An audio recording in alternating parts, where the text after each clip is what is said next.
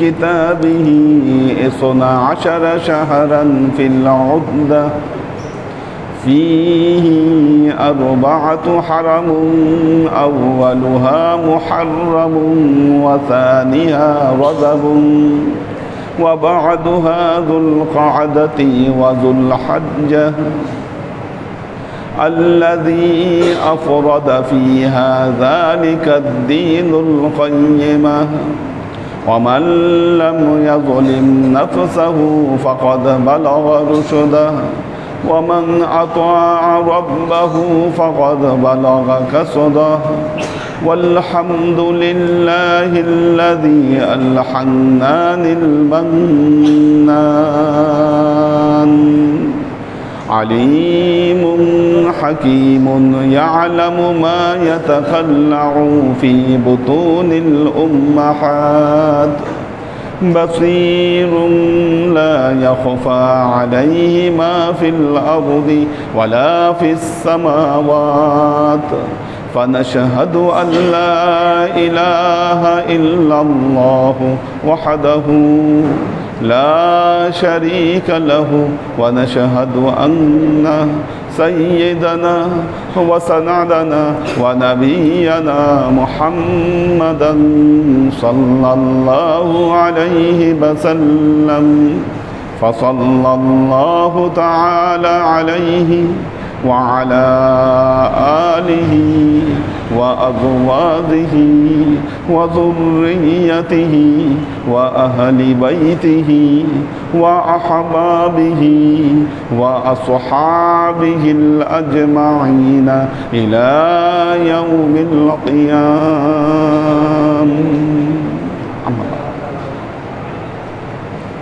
عباد الله توبوا إلى الله وادخلوا في السلم كافة ولا تتبعوا خطوات الشيطان إنه لكم عدو مبين ولتنظر نفس ما قدمت لغد واتقوا الله إن الله خبير بما تعملون.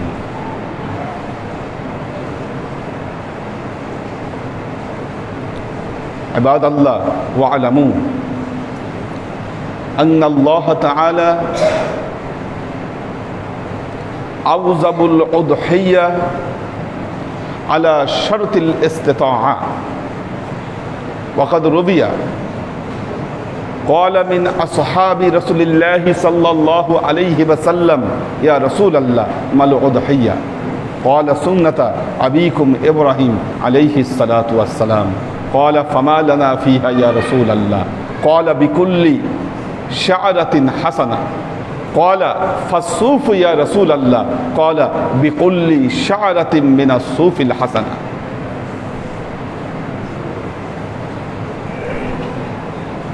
وقال رسول الله صلى الله عليه وسلم ما عمل ابن آدم من عمل الصالح من أيام النحر من إحراق الدم فإنه لا يقع عند الله قبل أن يقع على الأرض فتوبوا بها نفسك.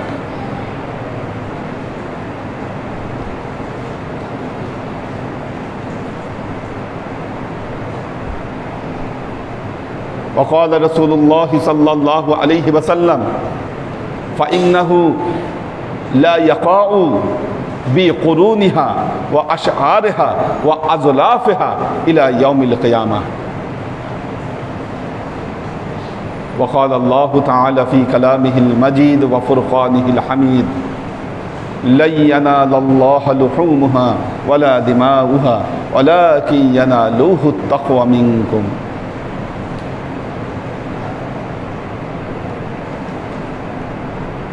উপস্থিত আল্লাহর আশিক ও সালেক বৃন্দ,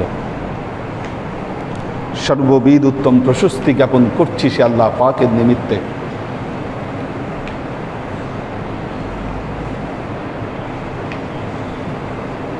যিনি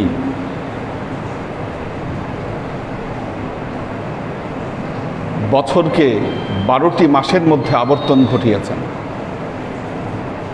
12টি মাসে একটি বছর তিনি করেছেন।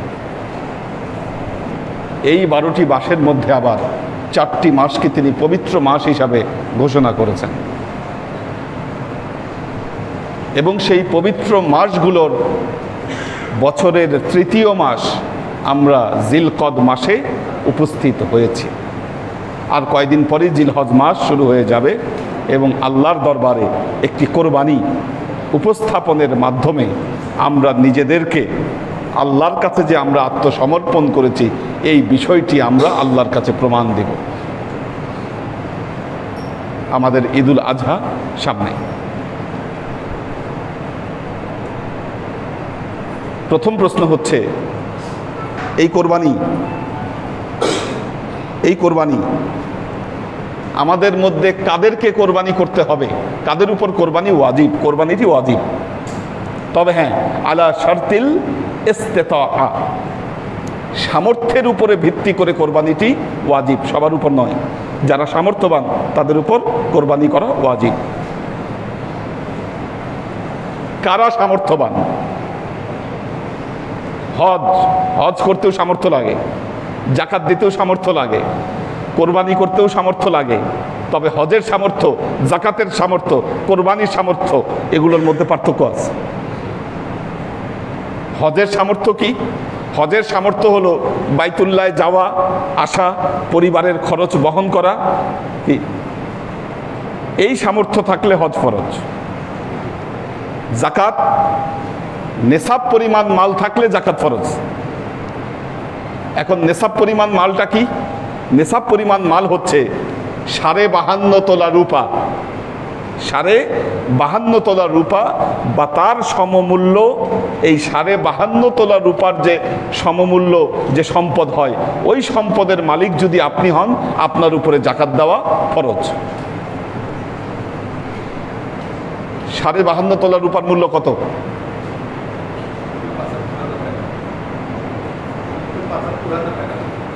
এখন মনে হয় আরো কম হবে, 65 থেকে 70-এর মধ্যে থাকবে রূপার দাম। 52.5 তোলা রূপা হিসাব করলে 65 থেকে 70 হাজারের মধ্যে থাকবে।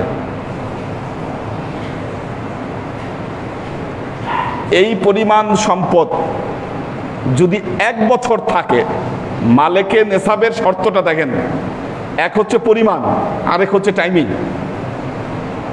65 বা 70 হাজার টাকা থাকতে হবে, টাইমিংটা হলো 1 বছর থাকতে হবে। যদি এই পরিমাণ সম্পদ 1 বছর থাকে, তখন আপনার উপর জাকাত ফরজ। কোরবানির সামর্থ্যের জন্য 1 বছর থাকার দরকার নাই। আপনি জিলহজ মাসের এই 10 তারিখের আগে বা 10 তারিখে আপনি যদি এই 75,000 টাকার সম্পদের মালিক হন, মনে রাখবেন আপনার উপর কোরবানি করা ওয়াজিব। ব্যাপারটা বুঝে আসছে কিনা?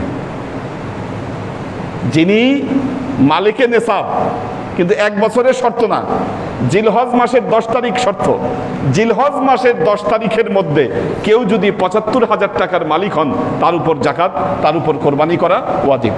তিনি যদি কোরবানি না করেন তাহলে তিনি গুনাহগার হবেন।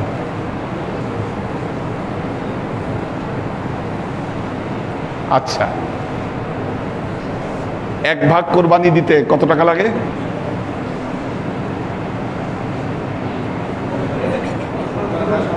হ্যাঁ, 15 থেকে 20,000। 1 ভাগ কোরবানি দিতে 15 থেকে 20,000 টাকা লাগে। 20,000ই ধরলাম। কেউ যদি ছাগল কোরবানি দেন তাহলে হ্যাঁ 10,000 ধরলাম, 10,000 ধরলাম। আপনি 70,000 টাকা জমায় রাখবেন ব্যাংকে, সেখান থেকে 10,000 টাকা খরচ করে আপনি কোরবানি দিতে পারবেন না।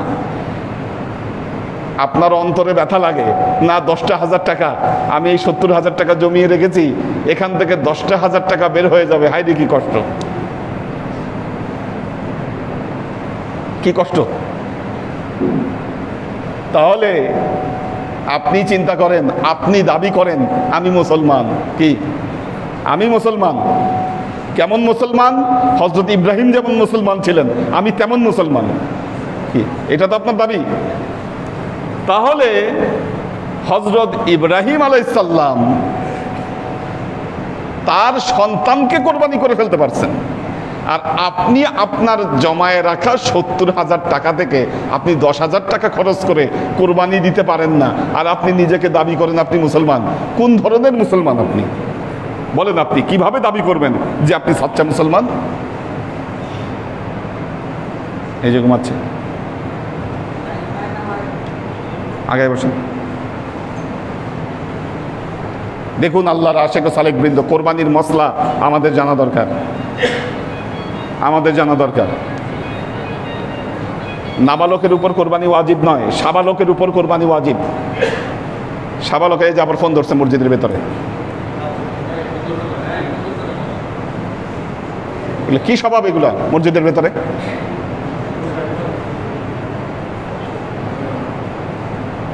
কতদিন বলেছি যে কেউ তার পাশের মানুষকে বলবেন না, চুপ করেন খুতবার সময়। তো নাবালকের উপর কোরবানি ওয়াজিব নয়, সাবালকের উপর কোরবানি ওয়াজিব, এটা মনে রাখতে হবে। যিনি সাবালক এবং নেশাব পরিমাণ সম্পদের অধিকারী তার উপর কোরবানি ওয়াজিব।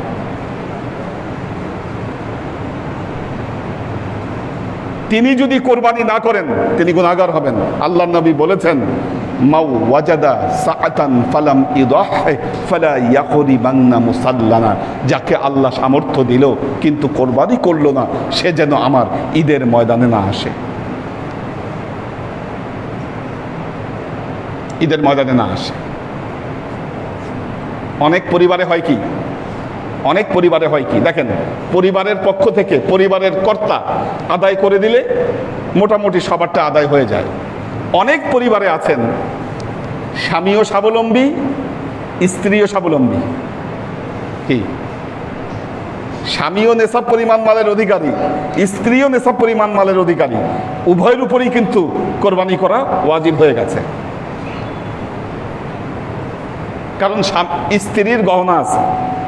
স্ত্রী কেন নেশাব পরিমাণ মালের অধিকারী? কারণ স্ত্রীর গহনা আছে। গহনা তো সম্পদ, মাল তো এটা। বলেন হ্যাঁ, আচ্ছা, এটা ভালো প্রশ্ন করছেন। দেখেন, স্ত্রীর গহনা স্বামী কিনে দিছে, তো স্ত্রীর গহনা কি স্বামী কিনে দিবে নাকি অন্য কোনো মানুষ কিনে দিবে? কি, স্ত্রীর গহনা তো স্বামী কিনে দিবে। আর স্বামী কিনে দিল বা বাপের বাড়ি থেকেই দিল, মনে রাখবেন মালিক কিন্তু আপনার স্ত্রী। আপনার স্ত্রীকে গহনা কিনে দিয়ে ওই গহনার মালিকানা আপনি নিজে দাবি করতে পারবেন না। মোহর গহনা যেটা দিয়েছেন সেটা তারই সম্পদ। সেরকম ক্ষেত্রে এই রকম পরিবার, এই ফ্যামিলি, সেই ফ্যামিলি থেকে যদি একটা ছাগল দিলেন তখন কিন্তু দুইজনের হক আদায় হচ্ছে না। ওই ক্ষেত্রে কি করতে হবে? তাকে কমপক্ষে 2 ভাগে নাম দিতে হবে, কারণ দুইজনের পক্ষ থেকেই হক আদায় করে ফেলতে হবে। এটা এমনও ফ্যামিলি থাকতে পারে স্বামীর উপর ওয়াজিব নাই, স্বামীর উপর টাকা নাই, স্বামীর কাছে টাকা নাই, কি স্বামীর উপর ওয়াজিব নয় কিন্তু স্ত্রীর উপর ওয়াজিব। স্বামীর উপর ওয়াজিব নয় কিন্তু স্ত্রীর উপর ওয়াজিব। বাকি ছেলে সন্তান যারা আছে তারা যদি ওই রকম সামর্থ্যবান না হয়, সবার পক্ষ থেকে আদায় করে দিলে, যেটা আহলে বাইত থেকে যেটা আদায় করে দেওয়া হচ্ছে, হক আদায় হয়ে যায়। আল্লাহর আশিক ও সালেক বৃন্দ, কাজেই কোরবানির মাসালা আমাদের খুব ভালো মতো জানতে হবে। এটাতে ছাড় দেওয়ার কোনো কারণ নাই।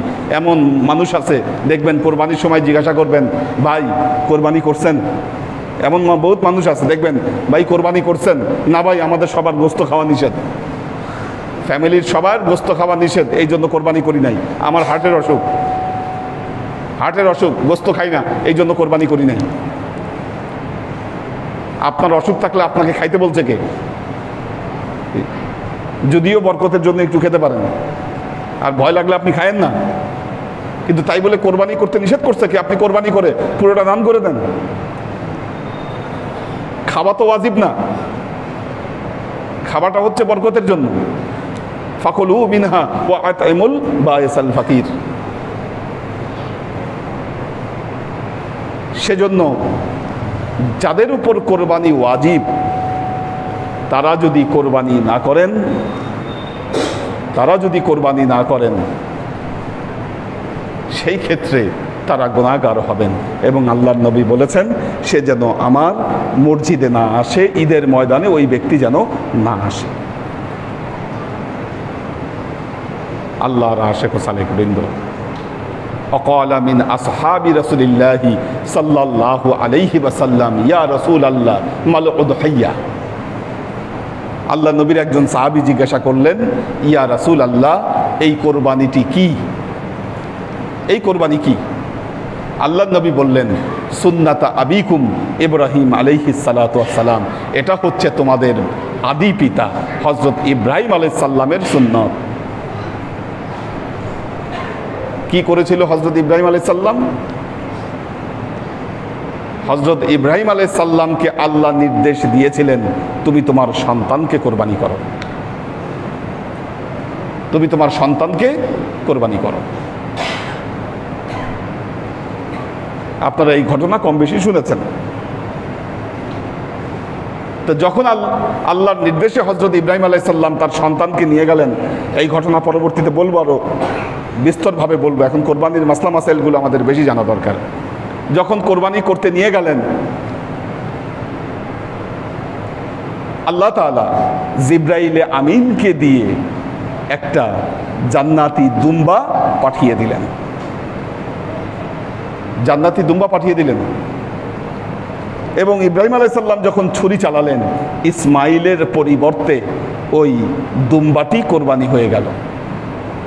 দুম্বাটি কোরবানি হয়ে গেল। আল্লাহ বললেন, ওয়া ফাদাইনাহু বিযিবহিন আযীম, আমি মহা কোরবানির বিনিময়ে এই কোরবানিকে রদ করে দিলাম। ওয়া তারাকনাহু ফিল আখিরিন, এই প্রথা আমি শেষ জামানা পর্যন্ত এই কোরবানির প্রথা আমি জারি রাখলাম। কোরবানি আদম আলাইহিস সালামের শরীয়ত থেকেই ছিল। আদম আলাইহিস সালামের শরীয়ত থেকেই কোরবানি ছিল। কিন্তু ওই কোরবানি আর আমাদের কোরবানি পার্থক্য আছে। আদম আলাইহিস সালামের শরীয়তে তার দুই ছেলের মধ্যে যখন দ্বন্দ্ব লাগলো, হাবিল আর কাবিল, যে আকলিমাকে বিয়ে করবে কে, তখন আল্লাহ নির্দেশ দিলেন, তোমরা দুইজনই কোরবানি করো, যার কোরবানি কবুল হবে সে বিয়ে করবে। আগে কোরবানি কবুল হলো কি না হলো এটা প্রমাণ হয়ে যেত আল্লাহর পক্ষ থেকে আগুন এসে যার কোরবানি কবুল হতো তার কোরবানি পোড়ায় ফেলতো। এখন হাবিল কাবিল দুইজনই কোরবানি করলো, আল্লাহ তাআলা হাবিলের কোরবানি কবুল করলেন, হাবিলের কোরবানি কবুল করলেন। এতে কাবিল খেপে গেল এবং হাবিলকে হত্যা করলো। তো ওই কোরবানি ছিল একটা নির্দিষ্ট বিষয়কে উদ্দেশ্য করে। তেমনিভাবে বনি ইসরাইলকে আল্লাহ তাআলা আবার কোরবানির নির্দেশ দিয়েছিলেন যে তোমরা একটা গরু কোরবানি করো। সূরা বাকারার মধ্যে যে ঘটনা আসছে, গরু কোরবানি করো। এখন গরু কোরবানি করবে, আল্লাহকে বারবার জিজ্ঞাসা করে, আল্লাহ এই গরুর রং কেমন হবে, এই গরুর শিং কেমন হবে, এমনভাবে বলতে বলতে এমন এক গরুর শর্ত আরোপ হলো, ওই গরু আর কোথাও খুঁজে পায় না। বলছে হলুদ রঙের গরু কোরবানি দিতে হবে। সাদা গরু পাওয়া যায়, লাল গরু পাওয়া যায়, কালো গরু পাওয়া যায়, হলুদ গরু তো পাওয়া যায় না। শেষে খুঁজতে খুঁজতে একটা হলুদ গরু পাওয়া গেল। তারপর সেই রাখাল আর ওই গরু বিক্রি করবে না। পরে বিপুল পরিমাণ স্বর্ণ মুদ্রা দিয়ে ওই গরু তাদেরকে কিনে আনতে হয়। বনি ইসরাইলের কোরবানি ছিল এটা। আমাদের উম্মতে মুহাম্মাদের কোরবানি হচ্ছে সুন্নাতে ইব্রাহিমকে অনুসরণ করে। অর্থাৎ ইব্রাহিম আলাইহিস সালাম যেমন নিজেকে উৎসর্গ করে দিয়েছিলেন, নিজের সন্তানকে উৎসর্গ করে দিয়েছিলেন, ঠিক তেমনি ভাবে একটা পশু উৎসর্গের মাধ্যমে আল্লাহ তাআলা আমাদেরকে মিল্লাতে ইব্রাহিমের অনুসারী হিসাবে কবুল করে নেবেন। সাহাবারা জিজ্ঞাসা করলেন, ফামা লানা ফিহা ইয়া রাসূলুল্লাহ, ইয়া রাসূলুল্লাহ, এই কোরবানির মধ্যে আমাদের কি আছে, কি আছে এমন এই কোরবানি ওয়াজিব? আল্লাহ নবী বললেন, বিকুল্লি শাআরাতিন হাসানা, কোরবানির পশুর প্রতিটা পশমে পশমে তোমাদের জন্য যা রয়েছে, প্রতিটা পশমে পশমে। কি গণনা করা সম্ভব? কয়টা পশম আছে?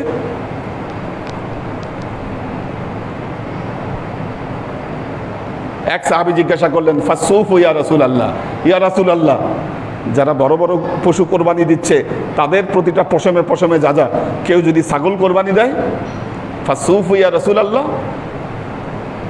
আল্লাহ নবী বললেন, বিকুল্লি শাআরাতিন মিনাস সুফিল হাসানা, কেউ যদি ছাগলও কোরবানি করে এই ছাগলের প্রত্যেকটা পশমের জন্য একই যাজা আল্লাহ লিখে রেখেছেন।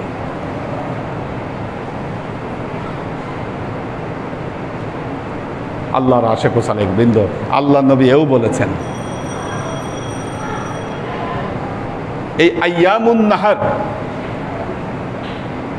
ঈদুল আযহা এবং তারপরের 3 দিন, এই সময়ে বান্দা যত ইবাদত বন্দিগি করে,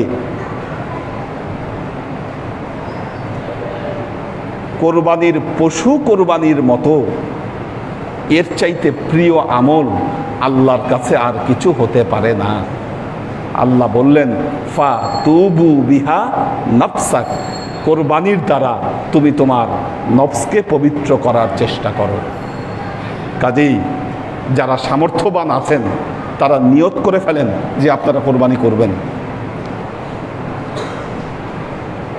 কোরবানি করবেন, হেলাফেলা করবেন না। আল্লাহ আমাদের সবার জন্য এই কোরবানিকে সহজ এবং সুন্দর করে দিন। বারাকাল্লাহু লানা ওয়া লাকুম ফিল কুরআনিল আযীম ওয়া নাফা'ানা ওয়া ইয়্যাকুম লা আয়াতি ওয়া যিকরিল হাকীম ইন্নাহু তাআলা জাওয়াদুন কারীমুম মালিকুন বাররাউফুর রহিম।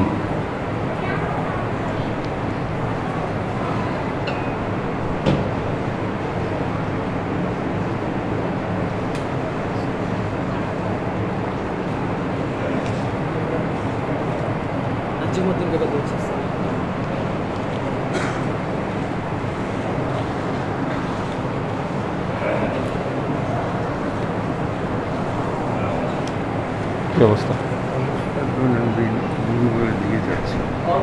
শরীর ভালো হচ্ছে না? আল্লাহ মাফ করুন। চেকআপ করছি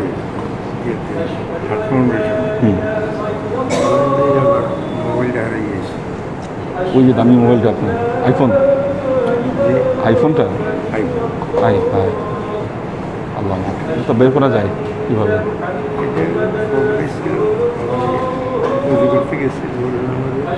আসলে না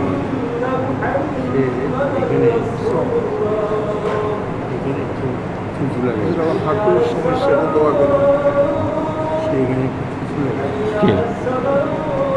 করে। আচ্ছা,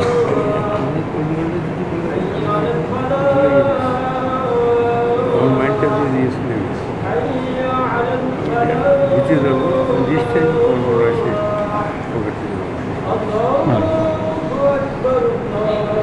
মোবাইল লক করে দেওয়া যায়, লক করে দেন কীভাবে লক করে?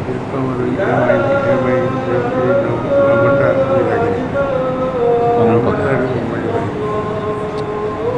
ওই প্যাকেট কার কাছে?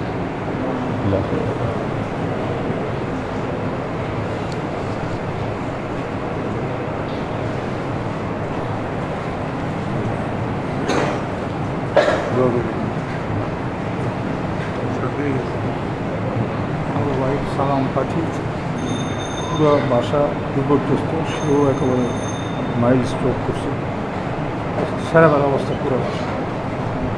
সালাম পাঠিয়েছে, আল্লাহ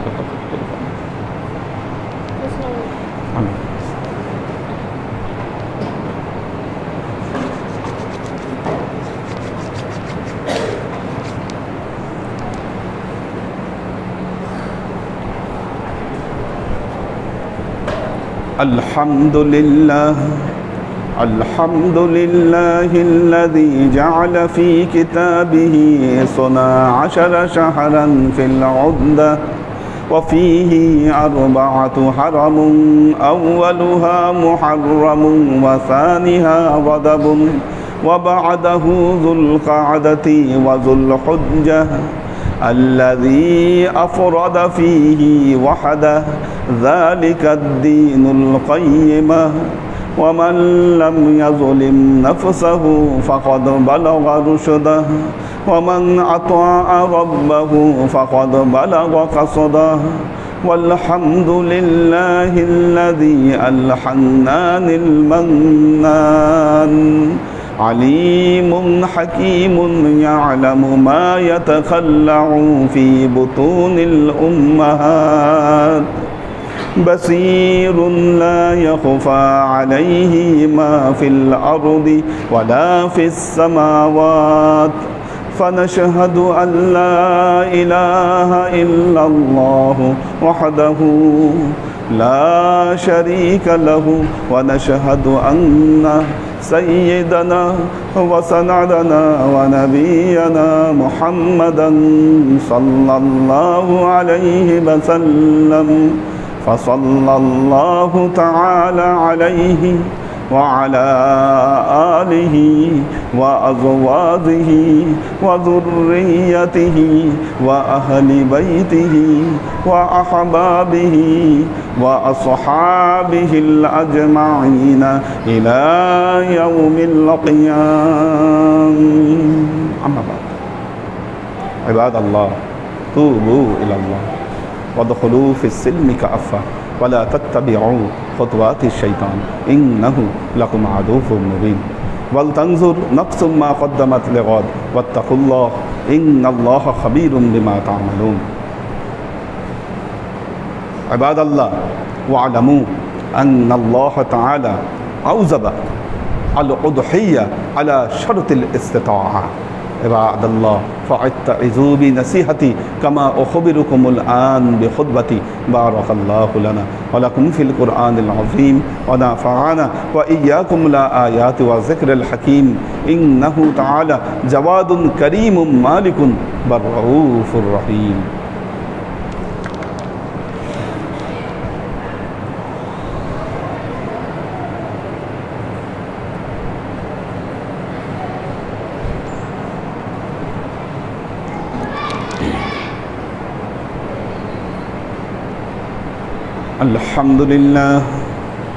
الحمد لله نحمده ونستعينه ونستغفره ونؤمن به ونتوكل عليه ونعوذ بالله من شرور أنفسنا ومن سيئات أعمالنا من يهد الله فهو المهتدي ومن يضلل فلن تجد له وليا مرشدا فنشهد أن لا إله إلا الله وحده لا شريك له ونشهد أن سيدنا وسندنا ونبينا محمدا صلى الله عليه وسلم الذي أرسله الله بالحق بشيرا ونذيرا وداعيا إلى الله بإذنه وسراجا منيرا. وقال تعالى إن الله وملائكته يصلون على النبي يا أيها الذين آمنوا صلوا عليه وسلموا تسليما. اللهم صل على محمد وعلى آل محمد كما صليت على إبراهيم وعلى آل إبراهيم إنك حميد مجيد. اللهم بارك على محمد وعلى آل محمد كما باركت على إبراهيم وعلى آل إبراهيم إنك حميد مجيد. اللهم صل وسلم ورحم وبارك على سيدنا ونبينا وشفيعنا وحبيبنا وقرة أعيننا محمد صلى الله عليه وسلم وعلى آله وأزواجه وذرياته وأهل بيته وأحبابه وأصحابه الأجمعين إلى يوم القيامة، خصوصا على صاحب الصدق عامل المؤمنين أبي بكر الصديق رضي الله تعالى عنه، وعلى صاحب العدل والإحسان عامل المؤمنين عمر بن الخطاب رضي الله تعالى عنه، وعلى صاحب الحياء والإخوان عامل المؤمنين عثمان بن عفان رضي الله تعالى عنه وعلى صاحب الحلم والعلم والعرفان عامر المؤمنين علي بن أبي طالب رضي الله تعالى عنه وعلى تمام العشرة المبشرات والتابعين والتابعين المهديين اللهم اهد أئمة المسلمين إلى سنة رسول الله صلى الله عليه وسلم اللهم اغفر أئمة المسلمين مغفرة ظاهرة وباطنة اللهم أعز الإسلام والمسلمين اللهم أت أئمة المسلمين فلاحا عظيما اللهم انصر من نصر دين محمد صلى الله عليه وسلم واجعلنا منهم وخذل من خذل دين محمد صلى الله عليه وسلم ولا تجعلنا منهم تعدلوا عباد الله رحمكم الله إن الله يأمركم بالعدل والإحسان وإيتاء ذي القربى وينهى عن الفحشاء والمنكر والبغي يعظكم لعلكم تذكرون فاذكروني أذكركم واشكروا لي ولا تكفرون